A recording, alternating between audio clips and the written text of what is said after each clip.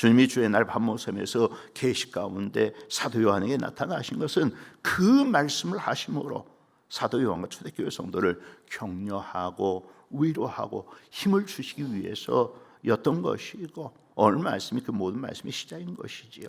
1절 말씀, 2일 후에 내가 보니 하늘에 열린 문이 있는데 내가 들은 바 처음에 내게 말하던 나팔 소리 같은 그 음성이 이르되 이리로 올라오라. 이후에 마땅히 일어날 일들을 내가 내게 보이려 하시더라. 여기서 2일 후에라고 하는 것은 이 요한계시록 전체에서 6번 정도 등장하는 관용적인 표현입니다. 어떤 일 후에라는 의미가 아니라 지금까지 펼쳐있는 상황이 여기에서 종결되고 새로운 상황이 펼쳐진다라는 이것을 의미했을 때 이 일 후에라고 하는 그 표현을 이 요한계시록이 사용을 하고 있는 것입니다. 그러니까 소아시아 7교회에 대한 모든 말씀이 지난주에 우리가 살펴본 그 말씀을 다 끝나는 것이고, 이제부터는 새로운 어떤 국면에 하나님의 계시의 말씀이 주어지는 것이다. 이걸 의미하기 위해서 이 일 후에라는 표현이 여기서 사용되고 있는 것입니다. 그 새로운 상황이 무엇에 대한 상황이었어요? 우선 사도 요한은 하늘에 열린 문이 있는 것을 보았습니다. 그러면서 음성이 들리는데 1장 10절에서 이미 그에게 말씀했던 그 나팔 소리 같은 큰 음성, 누구의 음성이에요? 계시자이신 우리 주님의 음성이지요. 주님이 나팔 소리 같은 큰 음성으로 사도 요한을 하늘의 열린 문 안으로 들어오라고 초대하셨습니다. 그래서 사도 요한이 그 열린 문을 통해서 하늘로 올라가게 되었는데 그 앞에는 아주 놀라운 광경이 펼쳐져 있었지요. 2절로 4절, 내가 곧 성령에 감동되었더니 보라 하늘에 보좌를 베풀었고 그 보좌 위에 앉으신 이가 있는데 앉으신 이의 모양이 벽옷과 홍보석 같고 또 무지개가 있어 보좌에 둘렸는데 그 모양이 녹보석 같더라. 또 보좌에 둘려 24 보좌들이 있고 그 보좌들 위에 24 장로들이 흰옷을 입고 머리에 금관을 쓰고 앉았더라. 지금 주님이 사도 요한에게 보여주신 이 광경이 무엇의 광경이에요? 하늘에 보좌를 베풀었고 그 보좌에 앉으신 이가 있었다. 그 보좌에 둘려 24 보좌가 있었는데 그 보좌들 위에 24 장로의 흰옷을 입고 머리에 금관을 쓰고 앉아있었다. 여러분, 이것이 무엇에 대한 광경인 것 같아요? 하늘에 있는 하나님의 궁전이지요. 무엇보다 이 말씀 가운데 이 보좌라는 말이 여러 번 반복되어 나타나고 있습니다. 우선 보좌에 앉으신 이의 모양이 벽옷과 홍보석 같았다라고 말씀했습니다. 벽은 영어로 하면 제스퍼라고 그러지요. 이 푸른 빛을 띤 투명한 보석입니다. 본문에서는 하나님의 거룩하심과 순결하심 그리고 완전한 영광을 상징합니다. 홍보석은요, 홍보석은 붉은 빛을 가진 루비지요. 하나님의 진노, 심판, 열정, 사랑을 상징합니다. 또 무지개에서 보좌에 둘렸는데 그 모양이 녹보석 같더라라고 되어 있습니다. 녹보석 에메랄드입니다. 하나님의 자비하심과 선하심의 상징입니다. 그런데 본문에는 무지개가 있어 보좌에 둘렸는데 그 모양이 녹보석 같았다고 말씀하고 있습니다. 즉 보좌가 아니라 무지개의 모양, 보좌를 둘린 무지개의 모양이 녹보석 같았다라는 것입니다. 무슨 얘기예요? 그 비슷한 말씀이 에스겔서에도 나오는데 에스겔서 1장 28절입니다. 그 사방 광채의 모양은 비 오는 날 구름에 있는 무지개 같으니 이는 여호와의 영광의 형상과 똑같아요. 사실 에스겔서 2장 문맥도 하나님의 영광의 형상에 대해서 설명하는 문맥입니다. 그런데 거기서 똑같이 하나님의 영광의 형상을 무지개와 같다고 표현을 했습니다. 그런데 여러분, 무지개는 뭐가 떠오릅니까? 하나님께서 노아와 맺으셨던 그 무지개 언약이 떠오르잖아요. 기억하고 계신지 모르겠는데 그 상황에서 무지개는 하나님께서 다시는 세상을 물로 심판하지 않으시겠다고 하는 약속이었습니다. 그런데 누가 보기 위하여서 그 무지개를 만드셨느냐? 사람들에게 보여주시기 위해서 만드셨느냐? 아니에요. 하나님께서 보시기 위하여 무지개를 만드셨다고 기록이 되어져 있습니다. 창세기 9장 13절 16절, 내가 내 무지개를 구름 속에 두었나니 이것이 나와 세상 사이의 언약의 증거니라. 내가 구름으로 땅을 덮을 때에 무지개가 구름 속에 나타나면 내가 나와 너희와 및 육체를 가진 모든 생물 사이에 내 언약을 기억하리니, 내가 내 언약을 기억하리니. 다시는 물이 모든 육체를 멸한 홍수가 되지 아니할지라. 무지개가 구름 사이에 있으리니 내가 보고 나 하나님과 모든 육체를 가진 나의 모든 생물 사이의 영원한 언약을 기억하리라. 무지개는 하나님 보시고 하나님이 기억하시기 위한 언약의 징표였던 것입니다. 어떤 상황이에요? 사람들이 또다시 한번 하나님께서 진노의 홍수로 온 세상을 쓸어버리셨지만, 깨끗하게 만드셨지만, 그러나 사람들은 또다시 타락해서 또다시 범죄함으로 하나님을 진노케 하시고, 그래서 하나님이 또다시 세상을 심판하셔야 할 상황이 만들어질 것을 하나님이 이미 알고 계셨던 거예요. 그런데 상황이 그렇게 된다 하더라도 하나님께서 구름 속에 두신 그 무지개를 보시면서 그 심판을 유보하시고 참으시겠다는 약속이었던 것입니다. 그래서 어머니에서 하나님 보좌를 부른 무지개가 녹보석 에메랄드와 같았다는 것은 하나님의 자비하심과 인내하심이죠. 그리고 약속을 지키신 그 신실하심에 대한 의미인 것입니다. 이어 요한 사도는 보좌에 둘려 24보좌와 흰옷을 입고 금관을 쓰고 그 보좌에 앉은 24장로들을 보았습니다. 4절 말씀, 또 보좌에 둘려 24보좌들이 있고 그 보좌들 위에 24장로의 흰옷을 입고 머리에 금관을 쓰고 앉았더라. 이 장면 또 무엇을 의미해요? 이에 대해서는 여러 해석들이 있는데, 그렇지만 가장 신뢰할 만한 해석은 이 24장로를 신구약 교회를 대표하는 인물들로 보는 것입니다. 즉 구약 교회를 대표하는 이스라엘 12지파 족장들과 또 신약 교회를 대표하는 12사도로 보는 것이지요. 꼭 그 사람들을 가리킨다는 뜻이 아니라 그들로 대표되는 신구약 교회의 모든 성도들이 그와 같은 영광에 참여하게 될 거다라고 하는 것을 그 모습으로 보여주시는 것입니다. 실제로 지난주 우리가 말씀을 살펴보았지만 주님이 라오디게아 교회에 대해서 하셨던 약속이 뭐예요? 요한계시록 3장 21절, 이기는 그에게는 내가 내 보좌에 함께 앉게 하여 주기를, 내가 이기고 아버지 보좌에 함께 앉은 것과 같이 하는 뭐예요? 세상을 사는 동안 경험하게 된 모든 믿음의 싸움에서 승리한 사람들은 주님의 보좌에 주님과 함께 앉게 해주시겠다고 약속하셨습니다. 그래서 본문의 24장로는 어떤 특정의 사람이 아니라 지상에서 벌어진 모든 영적 싸움에서 승리한 신구약 교회의 모든 성도들을 가리키는 것이라고 해석하는 것이 옳습니다. 즉 그들이 사도 요한의 입장에서는 실제로 당시에 극심한 환난 가운데 있던 모든 성도들이지요. 그들이 그 극심한 고난과 핍박을 다 이겨내고 하나님 나라에 이르렀을 때 그들이 주님으로부터 어떤 영광을 받아 누리게 되겠느냐, 그것이 바로 24보좌와 24장로의 모습으로 설명이 되고 있는 것입니다. 그들은 이겼기 때문에 머리에 금관을 받아 쓰게 됩니다. 그런데 여기에 이 금관을 표시하는 헬라 단어는 디아데마, 즉 왕이 쓰는 왕관이 아니라 스테파노스, 이 경기에서 승리한 경주자에게 주어지는 승리의 관입니다. 즉 이들은 경기에서 이긴 사람들이고 모든 믿음의 싸움에서 승리한 사람들이기 때문에 스테파노스, 승리자의 관을 하나님께서 주시는 것입니다. 또 그들은 흰옷을 입고 있었습니다. 흰옷이 뭡니까? 다시 나오겠지만 이 옷은 본래 흰옷이 아니라 어린 양의 피에 씻어서 희게 된 옷입니다. 요한계시록 7장 13절 14절, 장로 중 하나가 응답하여 나에게 이르되 이 흰옷 입은 자들이 누구며 또 어디서 왔느냐? 내가 말하길 내 주여 당신이 아시나이다 하니 그가 나에게 이르되 이는 큰 환난에서 나오는 자들인데 어린 양의 피에 그 옷을 씻어 희게 하였느니라. 똑같잖아요. 그 흰옷 입은 사람들 큰 환난 가운데서 나오는 자들, 즉 세상의 모든 환난을 이기고 핍박을 이기고 믿음에 승리한 자들이란 뜻입니다. 그들이 어린 양의 피에 그 옷을 씻어 희게 하였다는 것입니다. 따라서 이 흰옷이야말로 하나님 나라의 잔치에 참여할 수 있게 하는 거룩한 예복인 것이고 하나님 나라의 공식 복장인 것입니다. 이어서 5절 보좌 앞에 7명에 대한 말씀입니다. 5절 말씀, 보좌로부터 번개와 음성과 우레소리가 나고 보좌 앞에 켠 등불이 7 있으니 이는 하나님의 7명이라. 여기 보좌로부터 번개와 음성과 우레소리가 났다고 그랬는데 이것은 8장 5절에 나오죠. 7째 인을 떼실 때 일입니다. 천사가 향로를 가지고 제단에 불을 담아다가 땅에 쏟음에 우레와 음성과 번개와 지진이 나더라. 뭐야? 하나님의 심판입니다.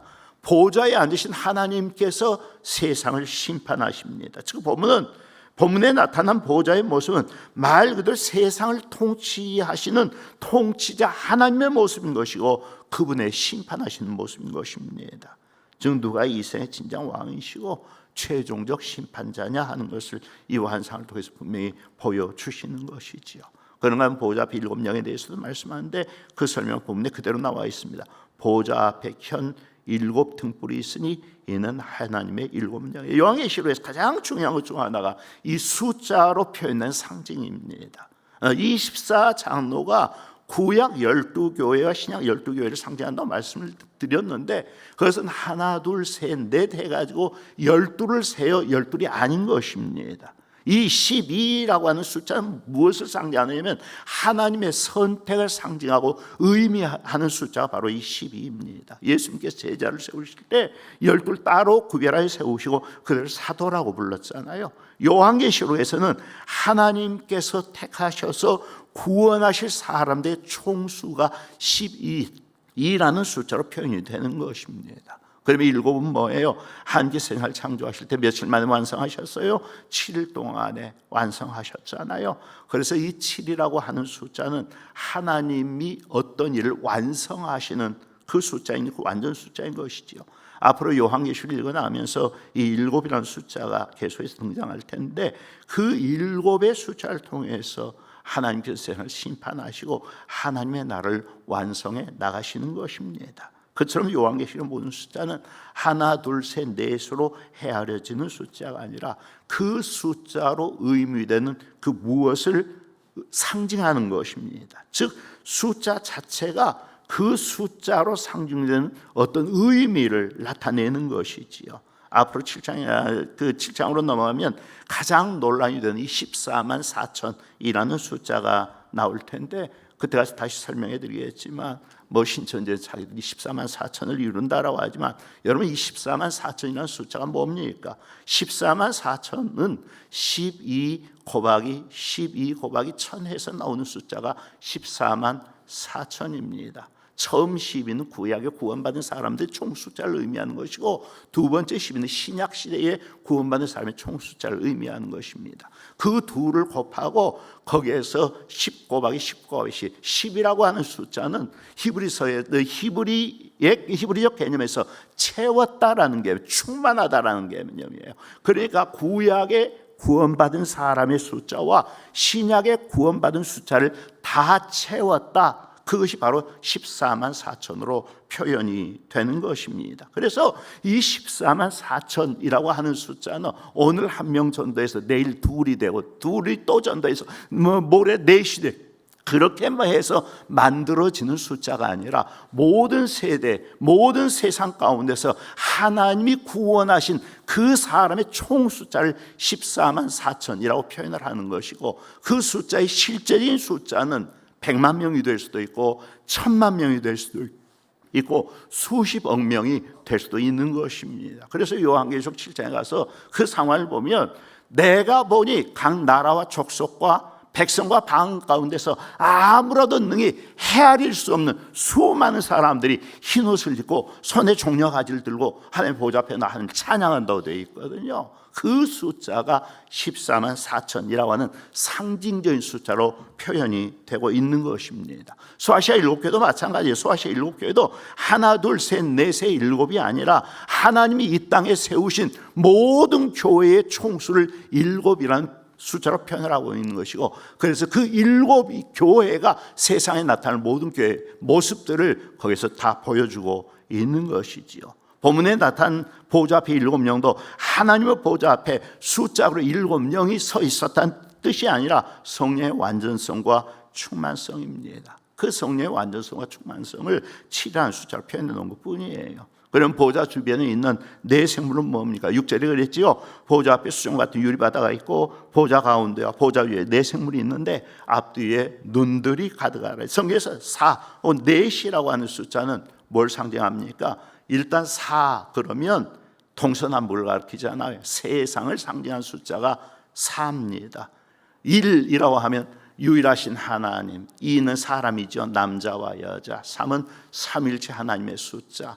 4는 인간과 인간이 모여서 뭘 만들어요? 세상을 만들어요. 동서남북으로 상징되는 이 세상을 가리키는 숫자가 4입니다. 그래서 여기 이 내생물, 본문의 내생물인데 이 내생물을 해석하는 방식도 크게 두 가지가 있어요. 하나, 이 내생물이 땅에 있는 모든 피조물을, 땅에 있는 모든 생명체를 의미한다고 해석하는 방식이고, 다른 하나는 에스겔서 1장과 10장의 본문과 비슷한 내생물에 대한 환상이 나오거든요. 1장의 내용은 오늘 본문의 내용과 똑같습니다. 그러면 10장에서는 그들이 하나님의 보좌를 모셔선 그룹들이었다, 즉 천사들이었다라고 설명이 되어져 있습니다. 즉 에스겔서에서 내생물은 바퀴를 타고 온 세상을 운행하시며 통치하시는, 온 세상을 심판하시는 하나님을 수행하는 수행천사들의 총체를 설명하는 것으로 이해가 됩니다. 그래서 본문에서도 보면 내생물이 각각 6날개를 가졌고 그 안과 주의 눈이 가득했다라고 되어 있잖아요. 그렇게 본다면 그 눈, 무엇을 위한 눈이냐? 자기들이 섬기는 하나님의 마음과 뜻을 살피기 위한 눈입니다. 즉 그 내생물은 자기들의 시선을 오직 하나님께 집중하고 그 하나님으로 절대로 옮기지 않는 것입니다. 내생물의 얼굴 모습은 하나님을 섬기는 사람들이 어떤 특성을 가지고 있어야 하는가 하는 것을 보이는데, 하나님을 섬기는 사람은 우선 사자와 같이 용감하고 담대해야 하며 송아지처럼 충성되고 희생적이어야 합니다. 또한 사람으로 상징되는 생물처럼 지혜가 있어야 되고 독수리와 같은 믿음이 있어야 하는 것입니다. 네 생물에 6날개가 있었습니다.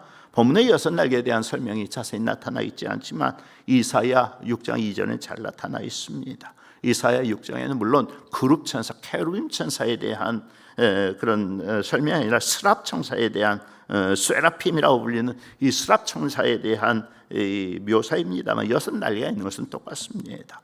그런데 이 스랍 천사들이 하나님의 보좌에 하나님을 모셔서 어떻게 하셨느냐? 그 둘로는 얼굴을 가렸다고 그랬어요. 아무리 영광스럽고 순결한 천사라 하더라도 감히 하나님의 영광을 마주 대할 수가 없었던 것이지요. 그래서 그 둘로 얼굴을 가렸는데 그에 비하면 우리는 너무 얼굴 빳빳이 들고 하나님 앞에서 타 있는 것 같습니다. 교만입니다. 스랍 천사는 날개에 둘러는 그 발을 가렸습니다. 겸손이지요. 겸손히 하나님의 명령을 기다리는 모습입니다. 남은 날개에 둘러는 열심히 날아다닙니다. 자기가 할 일을 찾아 그 일을 부지런히 하는 것입니다. 바로 그것이 하나님을 섬기는 우리의 모습이어야 한다는 것입니다. 우리에게도 6날개가 있다면 그 둘로는 우리의 얼굴을 가려야 하고 둘로는 발을 가려야 하고 둘로는 부지런히 날면서 하나님께서 명령하신 그 일을 수행해야 하는 것입니다. 다음으로 내생을 쉬지 않고 그 입으로는 하나님의 거룩하심과 전능하심과 영원하심을 찬양합니다. 결국 모든 것은, 우리 신앙의 모든 것은 하나님께 대한 찬양과 예배로 귀결이 되는 것입니다. 우리의 존재의 목적 또한 하나님을 영화롭게 하는 것이고 하나님을 예배하는 것입니다. 에베소 1장 3절로 6절 찬송하려다 하나님 곧 우리 주 예수 그리스도의 아버지께서 그리스도 안에서 하늘에 속한 모든 신령한 복을 우리에게 주시되 곧 창세전에 그리스도 안에서 우리를 택하사 우리로 사랑 안에서 그 앞에 거룩하고 흠이 없게 하시려고 그 기쁘신 뜻대로 우리를 예정하사 예수 그리스도로 말미암아 자기 아들들이 되게 하셨으니 이는 그가 사랑하신 자 안에서 우리의 거저 주신 바 그의 은혜의 영광을 찬송하게 하려는 것이라. 찬송이 목적이고 예배가 목적입니다. 모든 구원받은 자는 하나님을 찬양하는 일과 예배하는 일을 자신의 최고의 사명으로 삼아야 하는 것입니다. 마지막으로 그와 같은 그룹 천사들의 찬양에 대해서 24장로들 또한 찬양으로 화답합니다. 10절 24장로들이 보좌에 앉으신 이 앞에 엎드려 세세토록 살아계신 이에게 경배하고 자기의 관을 보좌 앞에 드리며 이르되, 우선 이 24장로로 대표하는 모든 구원받은 성도들은 자기들이 받은 승리의 관을 보좌 앞에 올려드리면서 찬양했습니다. 그 승리의 관이 자신들의 수고와 노력, 자기들의 힘으로 얻은 것이라 평생을 통하여 도우신 하나님의 은혜로 얻은 것임을 깨달았기 때문입니다. 또한 그들은 우주 하나님이여 영광과 존귀와 권능을 받은 것이 합당하오니 주께서 만물을 지으신지라 만물이 주의 뜻대로 있었고 또 지음을 받았나이다 라고 찬양했습니다. 바로 그것이 우리가 하나님을 찬양해야 하는 이유입니다. 우리가 하나님을 찬양해야 하는 이유는 너무나 분명합니다. 주의 뜻에 따라 주의 손으로 지음받은 피조물이기 때문이고, 또한 순전히 주의 은혜로 구원받은 성도들이기 때문입니다. 그래서 오늘 말씀 다시 정리해 본다면, 사도 요한 당시의 성도들은 도미티아누스 황제의 박해 아래서 너무 많은 고통과 죽임을 당했고, 그래서 그들의 마음은 두려움과 염려로 가득 차 있었습니다. 또 다른 한편 주님이 언제 오실까 하는 것에 대한 많은 의문도 가지고 있었습니다. 그런 그들에게 하나님이 사도 요한을 통해 주시는 계시의 말씀은 내가 왕이다. 그럼에도 불구하고 내가 세상을 다스리고 세상을 통치한다. 세상 역사가 내 손에서 주관되고 있다라는 것이었지요. 또 너희가 땅에서 당한 고난당한 그 순간에도 나는 하늘에서 나를 열심히 이루어가고 있다라는 것이었습니다. 오늘 우리도 그 부분을 확신해야 합니다. 오늘 우리의 삶의 상황 속에는 우리가 이해할 수 없는 수많은 일들이 일어나고 있고, 때로는 그것들이 우리의 믿음을 송두리째 흔들어 놓을 때도 있습니다. 그럼에도 우리가 항상 확신하는 것은, 그럼에도 하나님이 세상을 통치하시고 그분이 모든 것을 주관하신다는 사실이지요. 그분 때문에 우리는 절대로 실패되지 않고 망하지 않습니다. 세상 어떤 것도 우리를 하나님의 사랑에서 끊어놓을 수 있는 것은 없습니다. 결국 우리는 그분의 나라에서 승리의 관을 받게 될 것이며, 함께 구원받은 모든 성도와 함께 흰옷을 입고 그분의 보좌 앞에서 그분을 찬양하게 될 것입니다. 그 영광의 나를 바라보면서, 오늘도 우리는 아주 심각한 영적 싸움의 현장에 던져져 있는데, 오늘날의 싸움 꼭 치열함과 맹렬함의 싸움만으로 다가오지는 않습니다. 사탄은 이미 그 방법으로는 안 된다는 사실을 깨달았습니다. 자기가 교회를 핍박할수록 교회는 더 많은 순교자들을 만들어내면서 강해졌고 더 크게 부흥했습니다. 그래서 사탄은 지금은 반대 방법을 취합니다. 이제는 평안과 세상의 즐거움과 물질의 부요함의 방법으로 우리를 유혹하면서 우리를 도전해 옵니다. 겉으로 보기에는 그것이 그렇게 치열해 보이지 않는다 하더라도, 실제로는 환난이나 핍박의 방법보다 훨씬 더 나 자신이 이겨내야, 나 자신을 이겨내야 하는 싸움이기 때문에 이것이 우리에게는 훨씬 더 어려운 싸움이 되는 것입니다. 그러므로 그 같은 사실을 기억하시고, 그러면 여전히 하나님이 왕이시고 하나님이 세상 우리를 통치하십니다. 그 하나님이 우리를 이기게 하시고 우리를 위하여 하나님 나라를 이루십니다. 주님은 반드시 속해 오십니다. 그 사실로 확신하며 반드시 최종적인 승리와 영광에 이룰 수 있도록 하나님을 신뢰함으로 오늘의 싸움을 더 잘 싸워 나가시는 우리 모든 성도님들 되시기를 주의 이름으로 축복합니다.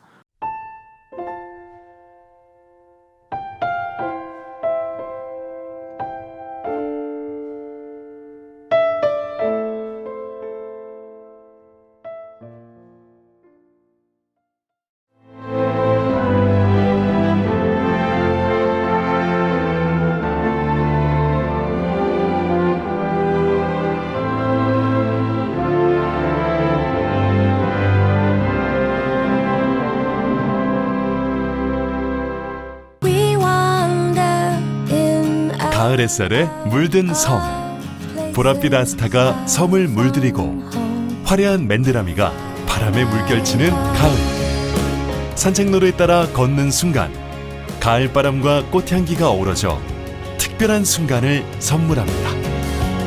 9월 섬 아스타 축제, 섬 맨드라미 축제에서 가을의 모든 색을 만나세요. 천사섬 신안.